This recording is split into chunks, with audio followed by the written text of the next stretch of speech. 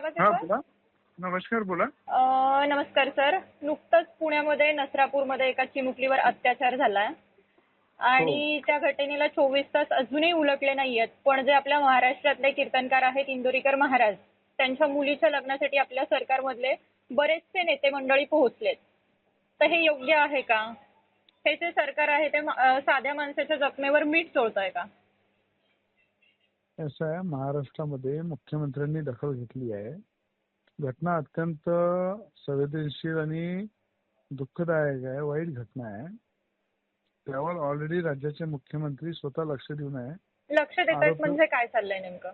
आरोपीवर कारवाई करायचं, त्याच्या कुटुंबावर कारवाई करायचं आणि महाराष्ट्रामध्ये ही काडीमा फासणारी घटना असल्यामुळं स्वतः सरकारनं गांभीर्यानं घेऊन त्याच्यावर कारवाईची सगळी प्रोसेस सुरू केलेली आहे. त्यामुळे ती कायदेशीर ती कारवाई तर होणारच आहे.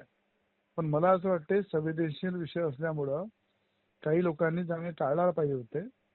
तर ठीक आहे, पण आज आता आपलं सरकारकडनं ज्या पद्धतीनं कारवाई होत आहे अजून जोमानं कारवाई झाली पाहिजे आणि मला असं वाटतं फास्ट ट्रॅक मध्ये चालवून त्याला फाशी झाली पाहिजे. नाही, हे फास्ट ट्रॅकचं जे तुम्ही सांगताय हे फक्त लोकांना केवळ शांत करण्यासाठी हे सरकार शब्द वापरतंय का? आपण फास्ट ट्रॅक कोर्टामध्ये सगळ्या गोष्टी पूर्ण. सरकारची भूमिका एकदम स्पष्ट आहे. कोणी गुन्हेगाराला सोडण्यात येणार नाही. नाही, पण हे 24 तास झाले तरी तो गुन्हेगार आणि अद्यापही मोकट आहे. मी म्हणतो आता मी जे बघितलं दुपारी की त्याच्यावर अत्यंत कडक कारवाईची सगळी प्रोसेस चालू आहे. संपूर्ण महाराष्ट्र तुटून पडलेला आहे की याच्यावर कडक कारवाई झाली पाहिजे, फाशीची कारवाई झाली पाहिजे. ही माझी मागणी आहे आणि सगळ्या महाराष्ट्र जनतेची मागणी आहे. ओके. धन्यवाद सर. धन्यवाद.